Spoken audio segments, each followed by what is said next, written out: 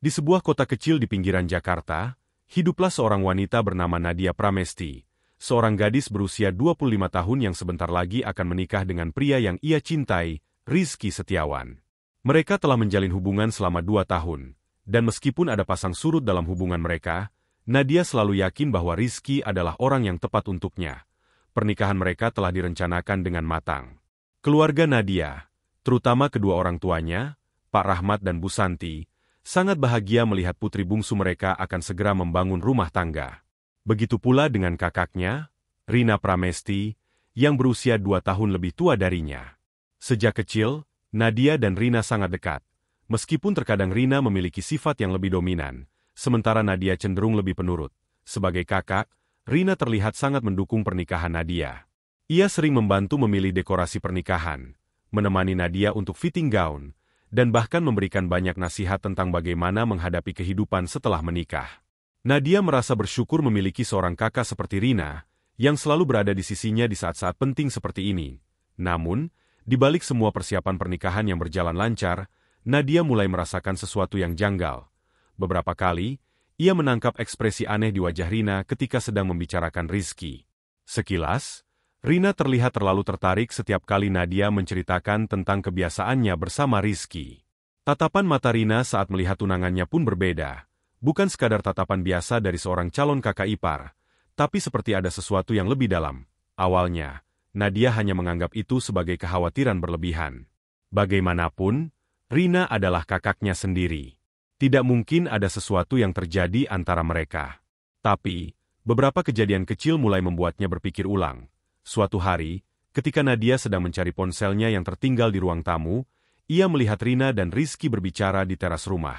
Mereka tampak serius, dan ada sekilas senyuman yang disembunyikan di antara mereka. Begitu Nadia datang, mereka langsung terdiam, seolah menyembunyikan sesuatu. Lagi ngomongin apa? Tanya Nadia sambil mencoba tersenyum. Ah, nggak ada apa-apa. Cuma ngobrol soal kerjaan. Jawab Rizky cepat. Sementara Rina hanya tersenyum tipis. Hati Nadia sedikit terusik. Rizky dan Rina memang mengenal satu sama lain sejak awal hubungannya dengan Rizky. Tapi, seberapa dekat mereka sebenarnya? Beberapa hari kemudian, saat sedang berjalan-jalan bersama Rina di mall untuk mencari sepatu pernikahan, Nadia mendengar kakaknya menerima telepon dari seseorang. Suaranya terdengar pelan, hampir berbisik, "Iya, nanti aku susul. Jangan khawatir, aku pasti datang," ujar Rina sebelum buru-buru menutup teleponnya. "Siapa?" Tanya Nadia spontan. Rina tersentak sedikit, lalu tersenyum canggung. "Ah, teman kantor. Lagi bahas kerjaan." Ada jeda sebelum jawaban itu keluar, seolah-olah Rina butuh waktu untuk menyusun alasan. Nadia kembali merasa ada yang aneh, tapi ia tidak ingin berpikiran buruk. Mungkin ini hanya kebetulan, namun, satu kejadian lagi semakin menambah kegelisahan di hati Nadia. Beberapa malam sebelum pernikahan, Nadia mengunjungi apartemen Rizky untuk mengantarkan barang. Saat sampai di depan pintunya, ia mendengar suara tawa dari dalam. Tawa yang familiar. Itu suara Rina, jantungnya berdebar. Ia mengetuk pintu dengan ragu, dan beberapa detik kemudian, Rizky membukakan pintu dengan wajah sedikit terkejut. "Nadia? Kok kesini nggak bilang dulu?" Tanyanya sambil melirik ke dalam. Nadia melihat ke dalam apartemen. Di sofa, Rina duduk dengan santai, memegang gelas berisi minuman. "Kakak," suara Nadia terdengar ragu. "Oh, hai, Nat. Aku tadi kebetulan lewat dan mampir sebentar," jawab Rina enteng. Nadia berusaha tersenyum, tapi ada sesuatu yang mulai mengganggu pikirannya. Mengapa Rina sering berada di dekat Rizky tanpa sepengetahuannya? Apakah ini hanya kebetulan? Atau ada sesuatu yang disembunyikan? Meski masih berusaha berpikir positif, hati kecil Nadia mulai berbisik bahwa ada sesuatu yang tidak beres. Tapi ia menepis semua itu. Ia tidak ingin berpikiran buruk terhadap orang-orang yang ia cintai. Namun, malam itu, semua keraguan dan kegelisahan yang selama ini ia abaikan akan terjawab dengan cara yang paling menyakitkan. Malam itu, 2 hari sebelum pernikahan, suasana rumah Nadia terasa lebih sunyi dari biasanya. Ibunya sudah tidur lebih awal karena kelelahan setelah seharian mengurus persiapan acara, sementara ayahnya masih berada di ruang tamu, membaca koran sebelum akhirnya masuk ke kamar. Nadia sendiri belum bisa tidur. Hatinya terasa gelisah tanpa alasan yang jelas. Ia mencoba mengabaikannya dan berusaha tidur, tetapi pikirannya terus melayang-layang ke kejadian-kejadian aneh yang ia alami selama beberapa hari terakhir. Tatapan mencurigakan antara Rizky dan Rina, kebersamaan mereka yang seolah disembunyikan, serta percakapan-percakapan yang terdengar samar, matanya menatap langit-langit kamar, mencoba mengusir semua kecurigaan yang mengganggunya. Mungkin ini hanya perasaan berlebihan karena stres menjelang pernikahan, pikirnya. Namun, saat malam semakin larut, ia mendengar sesuatu. Awalnya, hanya suara lirih yang samar. Tapi semakin Nadia fokus mendengarkan, semakin jelas suara itu. Ada suara bisikan dari kamar Rina, disertai tawa kecil yang terdengar tertahan. Suara seorang lelaki juga terdengar, pelan, tetapi jelas. Jantung Nadia berdegup kencang. Ia bangun dari tempat tidur, berjalan mendekati pintu kamarnya dengan hati-hati, lalu mengintip ke lorong rumah. Rumah masih gelap dan sunyi. Namun, suara dari kamar Rina semakin terdengar. Langkah Nadia berjinjit menuju kamar sang kakak. Ia menempelkan telinganya ke pintu, mencoba mendengar lebih jelas. Jangan terlalu keras, nanti ada yang dengar. Suara seorang pria berbisik. Nadia membeku. Ia mengenali suara itu. Itu suara Rizky. Darahnya berdesir. Tubuhnya mendadak gemetar. Kenapa Rizky ada di kamar Rina di tengah malam? Ia menelan ludah, berusaha mengontrol dirinya. Mungkin hanya kebetulan. Mungkin ada penjelasan. Tapi suara lain menyusul. Aku nggak mau ini hanya sampai di sini. Setelah dia menikah, semuanya bakal beda. Suara Rina terdengar jelas. Tenang aja, aku tetap milikmu, jawab Rizky pelan, seolah meyakinkan. Dunia Nadia terasa runtuh dalam sekejap. Lututnya melemas. Napasnya memburu. Tangannya yang gemetar mencoba menggenggam kenop pintu, ingin membukanya, tetapi mendapati pintu terkunci dari dalam. Ia menggigit bibirnya, menahan air mata yang sudah menggenang di sudut matanya. Ada dorongan kuat untuk mendobrak pintu saat itu juga. Tetapi tubuhnya terasa kaku, pikirannya kacau. Ia ingin meyakinkan dirinya bahwa ia hanya salah dengar. Tapi semuanya terlalu jelas. Dengan langkah tergesa, Nadia berlari menuju kamar orang tuanya. Ia mengetuk pintu dengan panik. Ayah, Ibu, bangun.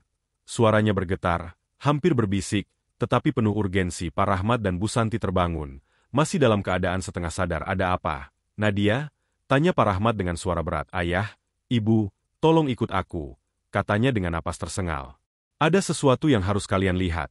Meskipun masih kebingungan, Pak Rahmat segera bangkit dari tempat tidur, diikuti oleh Bu Santi yang mulai khawatir melihat ekspresi putrinya. Mereka bertiga berjalan cepat menuju kamar Rina. Pak Rahmat mengetuk pintu keras. Rina, buka pintunya. Tidak ada jawaban. Nadia menahan napas. Dari dalam, suara-suara itu kini lenyap, digantikan oleh keheningan yang mencurigakan. Pak Rahmat mengetuk lagi, lebih keras kali ini. Rina, Rizky, aku tahu kalian di dalam. Buka pintunya sekarang juga. Hening, Bu Santi mulai merasa cemas. Rina, nak, buka pintunya. Ayo, suaranya terdengar lebih lembut, tapi penuh kekhawatiran. Tapi tidak ada jawaban. Pak Rahmat mulai kehilangan kesabaran. Dengan satu tarikan napas dalam, ia mundur selangkah. Lalu dengan sekuat tenaga, ia mendobrak pintu kamar Rina. Brak, pintu terbuka dengan keras, menghantam dinding, dan di detik itu, dunia Nadia hancur berkeping-keping. Di dalam kamar, dalam suasana yang tidak pantas, berdiri dua orang yang selama ini ia percayai. Rizky dan Rina. Rina terkejut, dengan selimut tersampir menutupi tubuhnya. Sementara Rizky berdiri dengan wajah pucat, jelas sekali tidak siap menghadapi kenyataan bahwa rahasia mereka telah terbongkar.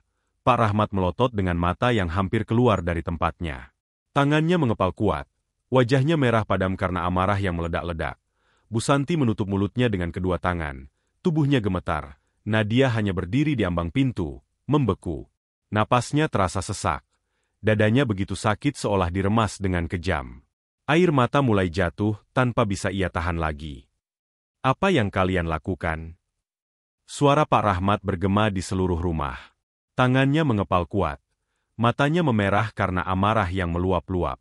Bu Santi masih terdiam, menutup mulutnya dengan kedua tangan. Tubuhnya gemetar hebat. Sementara itu, di dalam kamar, Rina dan Rizky membeku seperti patung. Wajah mereka dipenuhi ketakutan dan keterkejutan. Rizky bergegas menarik pakaiannya yang berserakan di lantai, sementara Rina hanya bisa menundukkan kepala. Tangannya gemetar meremas selimut yang menutupi tubuhnya. Di ambang pintu, Nadia berdiri kaku. Air matanya jatuh tanpa bisa ia tahan. Ia tidak bisa berkata-kata. Napasnya terasa berat, dadanya sesak, dan seolah ada sesuatu yang menghantam jiwanya dengan begitu keras. Rizky mencoba maju mendekatinya, tetapi Pak Rahmat segera mengangkat tangannya, mencegahnya, "Jangan dekati dia," bentak Pak Rahmat. "Berani-beraninya kau mengkhianati anakku di rumah ini." Di kamar kakaknya sendiri, Rizky terdiam, wajahnya semakin pucat. Ia tidak memiliki jawaban. Nadia akhirnya membuka mulut. Suaranya lirih namun penuh kepedihan. "Sejak kapan?" tanyanya, nyaris berbisik. "Sejak kapan kalian melakukan ini di belakangku?" Rina tidak menjawab. Tangannya menggenggam selimut lebih erat. Matanya berkaca-kaca, tapi ia tidak berani menatap adiknya. Rizky mencoba berbicara, suaranya lemah. "Nadia, aku bisa jelaskan." "Jelaskan?" Suara Nadia meninggi, matanya penuh dengan luka. "Apa yang perlu dijelaskan? Aku melihat semuanya dengan mata kepalaku sendiri." Ia mencengkeram dadanya, merasa sesak luar biasa. Rizky panik. Ia tahu tidak ada cara untuk membalikan keadaan, tetapi ia masih mencoba. "Nadia, dengar aku. Aku memang mencintaimu." Tapi apa?" Suara Nadia pecah, matanya penuh kemarahan bercampur kesedihan. "Tapi kau juga tidur dengan kakakku? Kau mencintaiku sambil mengkhianatiku? Kau pikir aku bisa menerima itu? Kau pikir aku sebodoh itu?" Rina menunduk semakin dalam, air matanya mulai jatuh. Bu Santi akhirnya bersuara, suaranya lemah dan penuh duka. "Rina, bagaimana bisa kau lakukan ini pada adikmu sendiri?" Rina menggigit bibirnya, suaranya bergetar. Aku nggak tahu, Bu. Aku juga mencintai Rizky." Nadia tertawa pahit, tatapannya menusuk kakaknya. "Mencintai? Kakak mencintai tunangan adikmu sendiri." Rina tidak bisa menjawab. Pak Rahmat menghela napas dalam, mencoba mengendalikan amarahnya. Tapi begitu ia melihat wajah Rizky, kemarahan itu kembali membara. Ia melangkah maju, lalu, buak, tinju keras mendarat di wajah Rizky. Rizky jatuh terhuyung, darah mengalir dari sudut bibirnya. Ia tidak berani melawan, tidak berani menatap mata ayah Nadia yang penuh dengan kebencian. "Keluar dari rumahku sekarang," bentak Pak Rahmat. Rizky buru-buru bangkit, wajahnya penuh kepanikan. Ia tahu, tidak ada gunanya tetap di sana.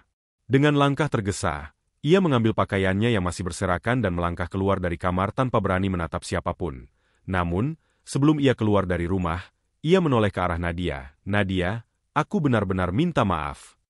Ucapnya pelan, suaranya penuh penyesalan. Nadia tidak merespons. Tatapannya kosong, hatinya hancur.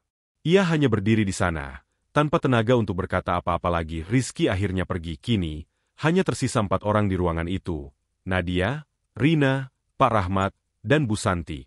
Pak Rahmat menatap Rina dengan kemarahan dan kekecewaan yang begitu dalam. "Kamu, anak yang kubesarkan dengan kasih sayang, anak yang selalu kubanggakan. Bagaimana bisa kamu tega melakukan ini pada adikmu sendiri?" Rina menangis terisah. "Ayah, aku nggak bisa mengontrol perasaanku. Aku nggak mau ini terjadi, tapi kau tetap melakukannya." Suara Bu Santi meninggi, air mata mengalir di pipinya. "Rina, nak, kami selalu mendidikmu untuk menghargai keluarga, untuk menjaga adikmu, tapi kau malah menghancurkannya." Nadia akhirnya angkat bicara, suaranya penuh luka. "Aku selalu menganggapmu lebih dari sekadar kakak. Aku percaya padamu. Tapi ternyata, kau adalah orang yang pertama menusukku dari belakang." Rina menangis makin keras, tapi Nadia tidak peduli lagi. Luka di hatinya terlalu dalam. Ia merasa sesak di rumah itu. Dinding-dindingnya terasa seperti menekan jiwanya, membuatnya sulit bernapas. Ia tidak bisa tinggal di sana lebih lama. Dengan langkah cepat, ia berbalik menuju kamarnya. Ia membuka lemari, menarik koper, dan mulai memasukkan pakaian seadanya. Bu Santi mengikutinya, panik. "Nadia, nak, kamu mau kemana?" "Aku nggak bisa tinggal di sini, Bu," jawab Nadia dengan suara bergetar. "Aku nggak bisa. Aku harus pergi." Pak Rahmat masuk ke kamar. Wajahnya masih penuh amarah. "Tidak. Kamu nggak perlu pergi. Rina yang seharusnya pergi, bukan kamu." Nadia menatap ayahnya dengan air mata menggenang. "Ayah, aku butuh waktu untuk sendiri. Aku butuh menenangkan diri." Bu Santi menangis lebih keras, memegang tangan putrinya. "Tolong, nak, Jangan tinggalkan kami. Namun, Nadia sudah mengambil keputusan dengan berat hati, ia menarik kopernya dan berjalan ke pintu depan. Langkahnya mantap, meski hatinya berantakan. Aka Rahmat dan Bu Santi hanya bisa melihat kepergian putrinya dengan hati yang remuk. Dan di belakang mereka, Rina hanya bisa berdiri diam, menatap adiknya pergi dengan perasaan bersalah yang tak terlukiskan. Nadia tidak tahu kemana ia akan pergi, yang ia tahu, ia tidak bisa tinggal di rumah yang telah mengkhianatinya. Udara malam terasa dingin ketika Nadia melangkah keluar dari rumahnya, menyeret koper dengan tangan gemetar. Dadanya masih terasa sesak, pikirannya kacau. Hanya 2 hari lagi ia seharusnya menikah, tetapi dalam hitungan jam, seluruh hidupnya telah berantakan di belakangnya. Suara isak tangis Bu Santi masih terdengar, begitu juga suara berat Pak Rahmat yang mencoba menahan emosinya. Nadia, jangan pergi, nak. Suara Bu Santi bergetar penuh kepedihan, langkah Nadia terhenti sejenak. Ia ingin berbalik, ingin berlari ke pelukan ibunya, ingin menangis seperti anak kecil yang butuh perlindungan. Tapi ia tahu, jika ia tinggal, luka di hatinya tidak akan sembuh. Ia tidak bisa bernapas di rumah yang kini terasa penuh pengkhianatan. Pak Rahmat akhirnya mendekat, meletakkan tangan kokohnya di bahu Nadia. Nak, kalau kamu butuh waktu, kami bisa mengerti. Tapi tolong, jangan pergi jauh. Kami masih butuh kamu di sini. Suaranya terdengar lebih lembut dari sebelumnya, penuh ketulusan. Nadia menggigit bibirnya, menahan air mata yang kembali menggenang. Ayah, aku juga butuh kalian. Tapi, setiap sudut rumah ini mengingatkanku pada apa yang terjadi malam ini. Pak Rahmat mengepalkan tangannya, menahan rasa marah dan kecewa. Ia menatap tajam ke belakang, ke arah Rina yang masih berdiri di ambang pintu. Matanya penuh luka, tetapi tak ada kata-kata yang keluar dari bibirnya. Rina sendiri hanya bisa menunduk, tak sanggup menatap siapapun. Hatinya dipenuhi penyesalan, tetapi ia tahu, tidak ada kata maaf yang bisa memperbaiki segalanya. Akhirnya, Nadia menarik napas dalam dan memaksakan senyum kecil, meskipun air matanya masih mengalir. Aku akan baik-baik saja. Ayah, ibu, katanya lirih. Aku hanya butuh waktu. Aku janji, aku nggak akan pergi selamanya. Tapi, untuk sekarang, aku harus menemukan diriku lagi. Bu Santi menangis lebih keras. Hati-hati, nak. Jangan lupa makan. Jangan terlalu banyak menangis sendirian. Nadia mengangguk. Lalu tanpa menoleh ke belakang lagi, ia berjalan pergi. Beberapa bulan kemudian, Nadia duduk di sebuah kafe kecil di Bandung, menatap secangkir kopi di depannya. Sudah 3 bulan sejak malam itu, 3 bulan sejak ia meninggalkan rumah, membatalkan pernikahannya, dan memulai hidup baru sendirian. Awalnya, semuanya terasa sulit. Ia harus beradaptasi hidup sendiri, mencari pekerjaan, dan menghadapi kenyataan bahwa orang-orang yang ia cintai telah mengkhianatinya. Namun, perlahan-lahan, ia mulai menemukan ketenangan. Ia menyibukkan diri dengan pekerjaannya sebagai penulis lepas, menikmati waktunya sendirian, dan belajar mencintai dirinya sendiri tanpa bergantung pada orang lain. Hubungannya dengan keluarga masih renggang, tetapi Pak Rahmat dan Bu Santi tetap sering meneleponnya. Mereka tidak pernah berhenti mengkhawatirkannya, meskipun mereka juga masih kecewa dengan Rina sendiri. Hanya sekali mengirim pesan, maafkan aku, Nadia. Aku tahu aku tidak pantas dimaafkan. Tapi aku benar-benar menyesal.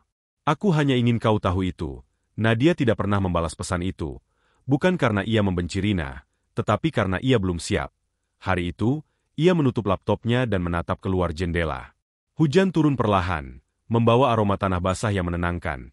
Untuk pertama kalinya dalam beberapa bulan, Nadia menarik napas dalam-dalam dan merasa bebas. Hatinya masih terluka, tetapi ia tahu, ia akan baik-baik saja. Mungkin bukan sekarang, mungkin butuh waktu lama, tapi suatu hari nanti, ia akan pulih.